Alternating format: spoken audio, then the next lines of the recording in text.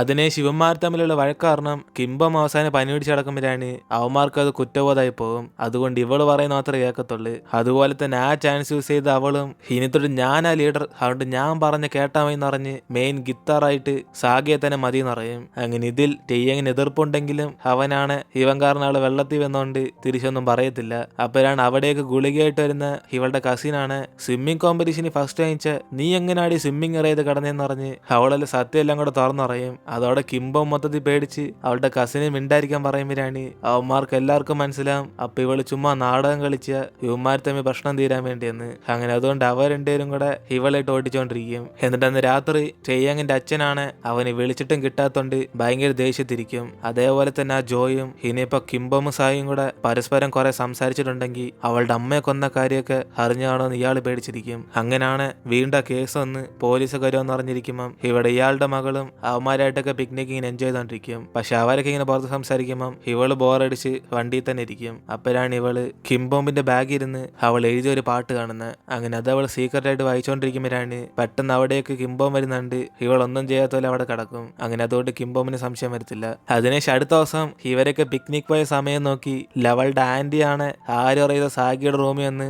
അവന്റെ പെട്ടിക്കകത്ത് എത്ര പൈസ ഉണ്ടെന്ന് നോക്കാൻ വേണ്ടി വരും. അങ്ങനെ മോഷ്ടിക്കുമല്ലോ, ഞാൻ പൈസ നോക്കാനല്ല വന്ന്, അവന്റെ കുറെ പൈസ ഉണ്ടെങ്കിൽ അവൻ ഇവിടെ തന്നെ സെറ്റിൽ ആവട്ടെ എന്നിട്ട് ആന്റിയും തന്നെ സംസാരിച്ചോണ്ട് ആ പൈസയൊക്കെ നോക്കി ഷോക്കായിരിക്കുമ്പോഴാണ് പെട്ടെന്ന് പുറത്താരാണ്ട് കോളിംഗ് ബെല്ലടി സൗണ്ട് കേൾക്കും. അങ്ങനെ അതോടെ ഇവർ മൊത്തത്തിൽ പേടിച്ചിട്ട് പുറത്തേച്ച് നോക്കുമ്പോഴാണ് വന്നേക്കുന്ന ടെയ്യാങ്ങിന്റെ അച്ഛൻ. അങ്ങനെ അദ്ദേഹം തന്നെ പരിചയപ്പെടുത്തുമ്പം ആന്റിയാണ് ഷോക്കായിട്ട് അയ്യോ നിങ്ങൾ ഞാൻ ടി വിയിലെ കണ്ടുണ്ട്, വലിയ ഫേമസ് ആയ ഡോക്ടർ അല്ലേ, നിങ്ങളായിരുന്നു ടെയ്യാങ്ങിന്റെ അച്ഛൻ എന്നിട്ട് ഇവരും കുറെ ഷോക്കായി സംസാരിച്ചോണ്ടിരിക്കുമ്പം അവന്റെ അച്ഛനാണ് ഇവരുടെ നിന്ന് ഗ്യാപ്പ് ഇട്ടിട്ട് ടെയ്യാങ്ങിന് ഇപ്പൊ വിളിച്ചോണ്ടോനെ വന്നേക്കുന്നെന്ന് പറയും. അങ്ങനെ അതുകൊണ്ട് ആന്റിയും എങ്കിൽ പിന്നെ അവനിപ്പോ വീട്ടിലില്ലല്ലോ എന്ന് പറഞ്ഞ് അവരാ കാര്യമൊക്കെ പറയുമ്പം അവന്റെ അച്ഛൻ അതൊന്നും കുഴപ്പമില്ലെന്ന് പറഞ്ഞ് അവന്റെ സാധനങ്ങൾ മാത്രം എടുത്തോണ്ടായിക്കോളെന്ന് പറഞ്ഞ് വീട്ടിനകത്ത് കയറും. അങ്ങനെ അതിനുശേഷം ഇവരെ തമ്മിൽ സംസാരിക്കുമ്പം പ്രധാനമായിട്ട് ടെയ്യാങ്ങിന്റെ അച്ഛൻ വന്ന് കിംബം മറ്റേ ആക്സിഡന്റിനെ കുറിച്ച് വലിയ സത്യം മനസ്സിലാക്കിയെന്ന് അറിയാൻ വേണ്ടിയാ. അങ്ങനെ അതുകൊണ്ട് കിംബമിന്റെ അച്ഛൻ എങ്ങനെ മരിച്ചെന്നറിഞ്ഞ് ആന്റിയോട് ചോദിച്ച് മനസ്സിലാക്കുമ്പം അവരാണ് അന്ന് മഴയത്ത് വെച്ച് അറിയാതെ അവളുടെ അമ്മ എവിടെ കൊണ്ട് ഇടിച്ചാന്ന് പറഞ്ഞ് ഇവരെ തന്നെ നടന്ന ഒരു ആക്സിഡന്റ് ആയിട്ടാണ് വിചാരിക്കുന്നത്.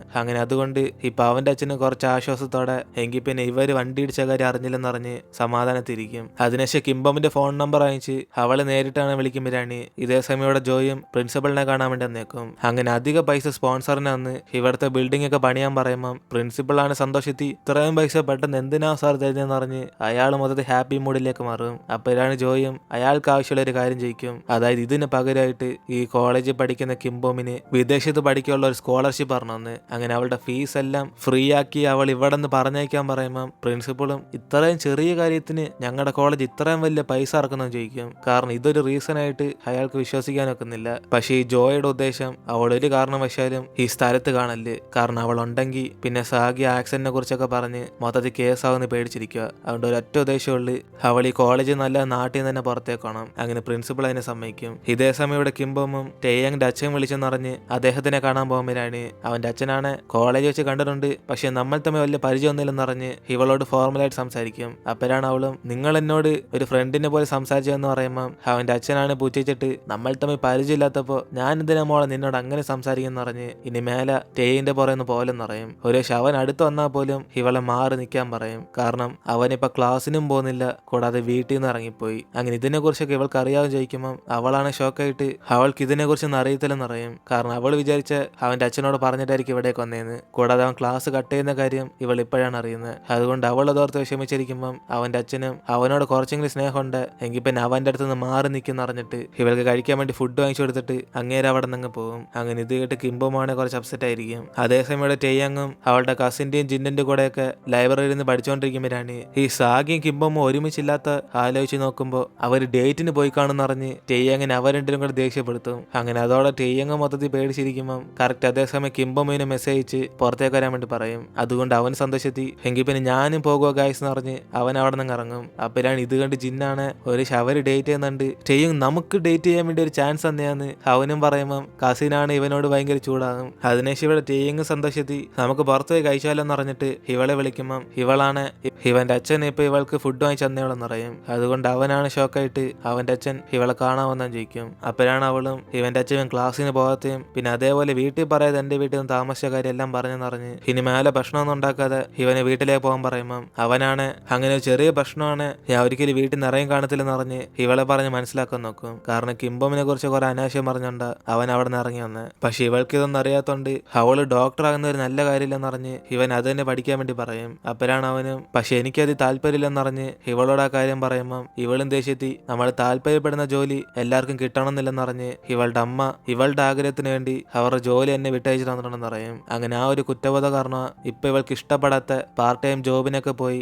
അവൾ സെൽഫിഷ് അല്ലെന്ന് ഇപ്പൊ പ്രൂവ് ചെയ്യാൻ നോക്കുന്നത്. അതുകൊണ്ട് ഇനി മേലെ ഇവന്റെ അച്ഛൻ ഇവളെ ഒന്ന് കണ്ട് സംസാരിക്കുകയാണ്. പിന്നെ ഇവൾക്ക് അച്ഛനമ്മയില്ലാത്ത ഫീലിംഗ് വരുമെന്ന് പറഞ്ഞ് അവൾക്കതൊരു അസൂയായിട്ട് തോന്നി അവൾ അവിടെ നിന്ന് പോകും. അപ്പോഴാണ് ഇത് കേട്ട് ഇവനും കുറച്ച് അപ്സെറ്റ് ആയിട്ട് അവൾ പോകുന്നതിന് നോക്കിക്കൊണ്ടിരിക്കും. ഇതേ സമയം ഇവളെ സാഗിയാണ് കിംബം വീട്ടിലേക്ക് വരുന്നുണ്ട് കൈ കാണിക്കാൻ നോക്കുമ്പോഴാണ് വീണ്ടും ഇവന്റെ കണ്ണാണ് ഇവളെ കാണുമ്പോൾ അതിനെടുക്കും. അങ്ങനെ അതിനുശേഷം അവനൊന്നും മൈൻഡ് ചെയ്യാതെ ഇവൾ അകത്തേക്ക് കയറിയതിനു ശേഷം മോൾ ഇത്രയും താമസിച്ചാണ് വീട്ടിലേക്ക് വരുന്നതെന്ന് അറിഞ്ഞ് അവളെ ഓർത്ത് വിഷമിക്കുമ്പം അവളാണ് 20 വർഷമായിട്ട് ഞാൻ ഇവിടെ തന്നെ താമസിക്കുക, അതുകൊണ്ട് എനിക്കൊരു പേടിയില്ലെന്ന് പറഞ്ഞ് ഇവൾ അകത്തേക്ക് കയറാൻ നോക്കും. അപ്പോഴാണ് അവനും ഓ കിംബം ഞാൻ പറയുന്നത് കേക്ക്, ഇതൊരു ജസ്റ്റ് ഒരു അഡ്വൈസ് അല്ലേ, തേങ്ങ എന്ത് ചെയ്യാൻ വരുന്നില്ലേ, ആ റൂമിൽ നിന്ന് അവന്റെ സാധനങ്ങളൊക്കെ പോയല്ലേ. ഒരേശം അവന്റെ അച്ഛന്റെ സംസാരം കേട്ട് ആ വീണ്ടും വീട്ടിലേക്ക് തന്നെ പോയോ. അവൻ ഇത്രയും പ്രായമായിട്ടും സ്വന്തമായിട്ട് തീരുമാനം എടുക്കാൻ അവൻ അറിയത്തില്ല. എന്നിട്ട് ഇവന് ചോദിക്കുമ്പോഴാണ് കിംബമാണ് ഇവനോട് ദേഷ്യപ്പെട്ടിട്ട് അവനില്ലാത്തോണ്ട് ഇപ്പൊ നിനക്ക് സ്വസ്ഥമായിട്ട് ജീവിക്കാന്ന് പറഞ്ഞ് അവൾ റൂമിലേക്ക് കയറി പോകും. അതേസമയം ഇവിടെ വീട്ടിൽ വന്ന ടെയ്യങ്ങിനാണ് അവന്റെ അച്ഛനും ഇനി മുതൽ പ്രോമിസ് ചെയ്ത പോലെ ഇവനെ മര്യാദ ക്ലാസ്സിലേക്ക് പോകാൻ വേണ്ടി പറയും. അപ്പോഴാണ് അത് കേട്ട് അവനും അവന്റെ അടുത്ത് പ്രോമിസ് ചെയ്ത പോലെ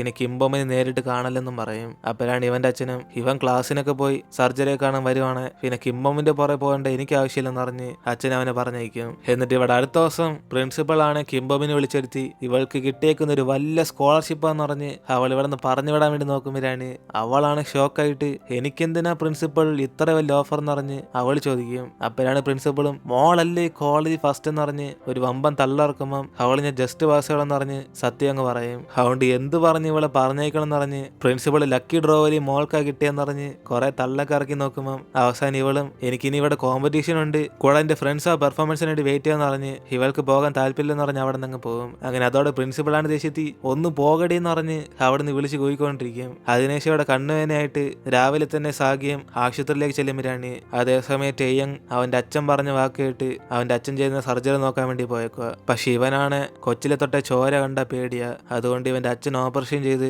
ചോരയൊക്കെ തെറിക്കുമ്പം ഇവൻ ആകെ പേടിച്ചിട്ട് അവന്റെ അമ്മയെ കുറിച്ച് ആലോചിച്ച് നോക്കും. കാരണം ഇവന്റെ അമ്മ സ്വന്തം കൈ മുറിച്ച് സൂസൈഡ് ചെയ്താണ് മരിച്ചത്. അങ്ങനെ അത് കണ്ട ഓർമ്മ അവൻ ഇപ്പോഴും ഉണ്ട്. അതുകൊണ്ട് അവന് മൊത്തത്തിൽ പേടിച്ച് അവിടെ നിന്ന് പുറത്തേക്ക് ഇറങ്ങി പോകുമ്പോഴാണ് ഇത് കണ്ട് ഇവന്റെ അച്ഛൻ സർജറി കഴിഞ്ഞ അപ്പം തന്നെ ഇവനെ ഒന്ന് ചവിട്ടി കളയും. അങ്ങനെ നിന്റെ അമ്മയെ പോലെ തന്നെ നീ ഒരു വീക്കാടാന്ന് പറഞ്ഞ് അവനൊരു തോൽവിയായിട്ട് കണക്കൂട്ടി അടിച്ചു പൊട്ടിക്കുമ്പം ഇവനും ഒരു നല്ല മകനായിട്ട് എന്നെ കാണുന്നില്ലെങ്കിൽ അതേപോലെ തന്നെ അവനും ഒരു നല്ല അച്ഛനായിട്ട് ഇദ്ദേഹത്തിനെ കാണുന്നില്ലെന്ന് പറയും. അതുകൊണ്ട് എത്ര വേണമെങ്കിലും എന്നെ അടിച്ചോന്ന് പറഞ്ഞ് ഇവനും തിരിച്ചു പറയുമ്പം ഇവന്റെ അച്ഛനും ചോര കണ്ട് പേടിക്കാൻ നീയൊക്കെ ഒരു ഡോക്ടർ ആവണമെന്ന് പറഞ്ഞ് അവന് വീണ്ടും അടിച്ചു പൊട്ടിക്കും. അപ്പോഴാണ് അവൻ എന്തെന്നറിയാതെ ഞാൻ ഡോക്ടർ ആകണ്ടെങ്കിൽ എന്റെ കൈ മുറിച്ചാലേ പറ്റത്തുള്ളെങ്കിൽ അതും ഞാൻ ചെയ്യാന്ന് പറഞ്ഞ് അവൻ ഇപ്പൊ തന്നെ സ്വന്തം കൈ കുത്തി കീറാൻ വേണ്ടി പോകും. അപ്പോഴാണ് അവിടെ ഓടുന്ന സാഗിയാണ് നിനക്കെന്താ വട്ടാണോടെന്ന് പറഞ്ഞ് അത് പിടിച്ച് മാറ്റിയിടും. അതിനുശേഷം അവനും ഈ ധൈര്യമൊക്കെ നിനക്കുണ്ടെങ്കിൽ എങ്കിൽ പിന്നെ നിനക്ക് വേണ്ടി എതിർത്തിക്കുന്ന പറഞ്ഞ് അവന്റെ ഡ്രീമിന് വേണ്ടി സംസാരിക്കാൻ വേണ്ടി പറയും. അപ്പോഴാണ് ടെയ്യങ്ങും നീ ഈ കാര്യത്തിൽ ഇടപെടണമെന്ന് പറഞ്ഞ് അവനെ പോകാൻ പറയുമ്പം സാഗിയാണ് അവന്റെ അച്ഛനെ നോക്കിയിട്ട്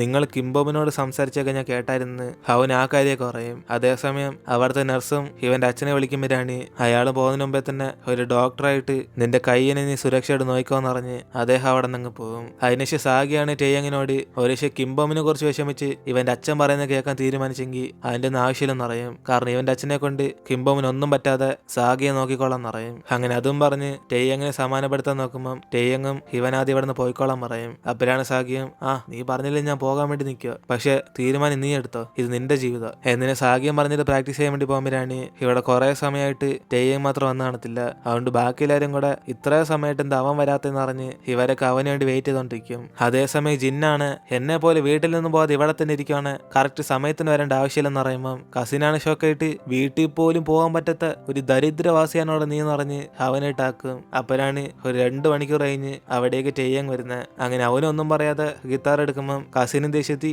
2 മണിക്കൂർ ബ്രോ 2 മണിക്കൂർ നിനക്ക് വേണ്ടി വെയിറ്റ് ചെയ്ത് എന്നിട്ട് ഒരു സോറി പോലും ഇല്ല എന്നിന് അവൾ ചോദിക്കുമ്പം സാഗിയ ഒന്ന് മൈൻഡ് ചെയ്യാതെ എല്ലാവരും പ്രാക്ടീസ് ചെയ്യാൻ വേണ്ടി പറയും. അതിനുശേഷം ഓരോ ദിവസം ഇങ്ങനെ പ്രാക്ടീസ് പോയിക്കൊണ്ടേയിരിക്കും. അങ്ങനെ ലാസ്റ്റ് 9 ഡേയ്സ് ഓരോ ദിവസം കടന്ന് ഇനി ബാക്കി ഒരു ദിവസം വരുമ്പോഴാണ് സാഗിയുടെ കട്ട ഫാനായിട്ടുള്ള കസിനും അവളുടെ ബാക്കി ഫാൻസ് ഫ്രണ്ട്സിനെല്ലാം വിളിച്ച് ഇവരുടെ കോളേജ് ഫെസ്റ്റിവൽ നടക്കുന്ന ഇവരുടെ പെർഫോമൻസ് കാണാൻ വേണ്ടി വിളിക്കും. അങ്ങനെ അതേ രാത്രി തന്നെ ഇവിടെ പ്രാക്ടീസ് ഒക്കെ ചെയ്തിട്ട് കിംബം ആ സ്ഥലത്ത് തന്നെ കടന്നുറങ്ങുമ്പോഴാണ് ഇവൾക്ക് കൂട്ടിന് സാഗി ആദ്യം കാണും. അതിനുശേഷം അവൾ കണ്ണുറന്ന് നോക്കിയ ഉടനെ പാതിരാവിലെ 3 മണിയാന്ന് അറിഞ്ഞിട്ട് അവൾ എന്തിനാ വിളിച്ചുണർത്താതെ കിടന്നുറങ്ങാൻ സമ്മതിച്ചും ചെയ്യിക്കും. അപ്പോഴാണ് അവനും റെസ്റ്റ് എടുക്കട്ടെ എന്ന് പറഞ്ഞ് നിനക്ക് വേണ്ടി ഞാൻ വെയിറ്റ് ചെയ്താ നീ എന്നെ തന്നെ വഴക്കുറയാന്ന് പറഞ്ഞ് അവൾ ഇവിടെ തന്നെ ഇരിക്കാൻ പറയും. കാരണം ഇവർക്ക് പുറത്തേക്ക് പോകാൻ പറ്റത്തില്ല, ഈ റൂമൊക്കെ ലോക്ക് ചെയ്തിട്ട് പോയി. അങ്ങനെ ആ കാര്യം അവനും പറഞ്ഞ് മനസ്സിലാക്കി കൊടുക്കുമ്പോൾ ഇവളാണ് എങ്കിൽ പിന്നെ നീ എന്തിനാ എന്നോട് സോറി പറയത്തേം ചെയ്യിക്കും. അത് കേട്ട് അവനാണ് ഞെട്ടിപ്പോയിട്ട് എന്തോ ഞാൻ സോറി പറയാനോ, നിനക്ക് കൂട്ടി നിന്നിട്ട് ഞാൻ ഇവിടെ പെട്ടുപോയി കിടക്കുക, എന്നിട്ട് ഞാൻ ഇതിന് സോറി പറയണം. ഏതിന് ഇവൻ ചോദിക്കുമ്പോൾ അവളൊന്നും അറിയാത്ത പോലെ സംസാരിക്കണമെന്ന് പറഞ്ഞ് അന്ന് ബോധമില്ലാതെ അല്ല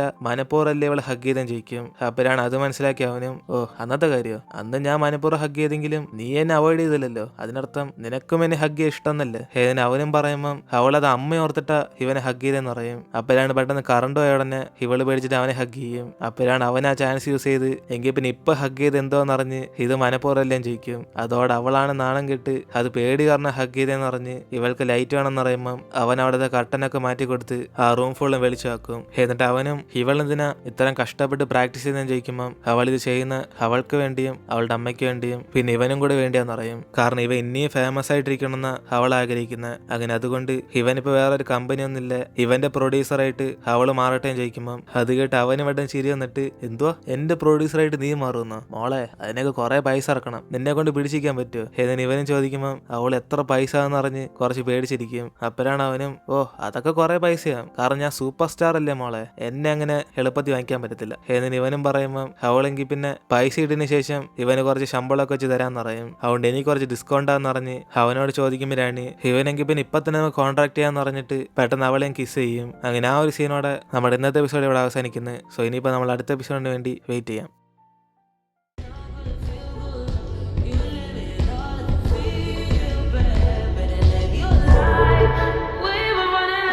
Maybe